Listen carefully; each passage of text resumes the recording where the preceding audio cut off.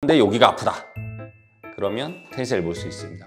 그런데 가장 중요한 것 중에 이 기저에 깔린 가장 중요한 치료가 하나가 있습니다. 그게 뭐냐면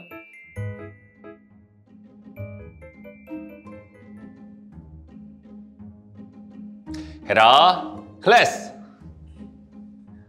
안녕하십니까. 클래스 병원 임성민 원장입니다. 테니스 엘보, 골퍼스 엘보 많이 들어보셨을 텐데요.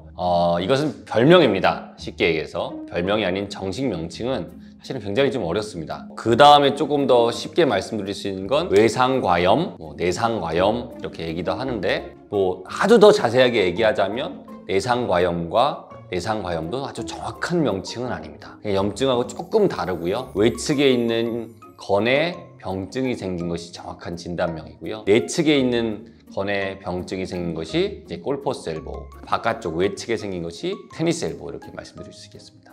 주로 발생하는 직업이나 연령대는 사실은 없습니다. 특히 이 손목을 많이 사용하시고 하시는 분들이 많이 생긴다고 되어 있고요. 연령대는 많이 사용하시는 분들에게는 어느 누구에게나 발생할 수 있는 걸로 알려져 있습니다. 보통 이 테니스 엘보 증상은요, 우선 이 외측 주변이 아픕니다. 외측에 붙는 모든 건에 연결된 근육들이 이 손목을 쭉 타고 내려오는데요. 그 주변을 따라 쭉 타고 내려오면서 이 근육 주변이 같이 아플 수는 있습니다. 그렇지만 전체적으로 위에서부터 팔저림이 쭉 내려온다던가 하는 것은 테니스 엘보와 좀 다를 것 같고요.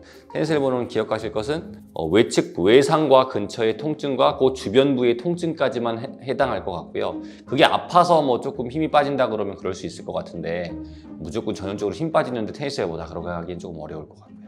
외측 같은 경우에는 손목을 뒤로 제끼는 모든 인대가 다 여기 와서 붙습니다. 그러니까 손목을 이렇게 많이 움직이시는 것들이 했을 때 얘가 계속 사용을 하게 됩니다. 인대의 작용 원리가 머리에서 야, 너 이거 손목을 뒤로 제껴 이렇게 얘기를 하면 이 근육의 신경을 전달을 시키고요. 이 근육의 신경이 전달되면 근육이 여기서 붙은 근육이 여기까지 수축을 시키게 됩니다. 그러니까 여기부터 여기까지 일을 다 하는 거죠. 그러니까 손목을 쓰면 사실은 이 손목을 쓴 것도 마찬가지지만 여기 외측에 있는 여기 건 부위도 일을 한 겁니다. 그렇기 때문에 이 손목을 많이 쓰는 분들에게서 여기 건염이 많이 생긴다고 되어 있을 수 있겠습니다.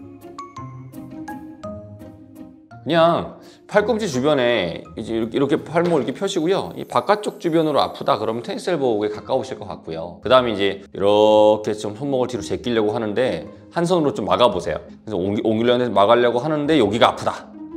그러면 테니스 엘보일 수 있습니다. 근데 이런 자가 진단법들은 하기가 틀릴 수도 있으니까 전문가와 상의하시는 걸 추천합니다.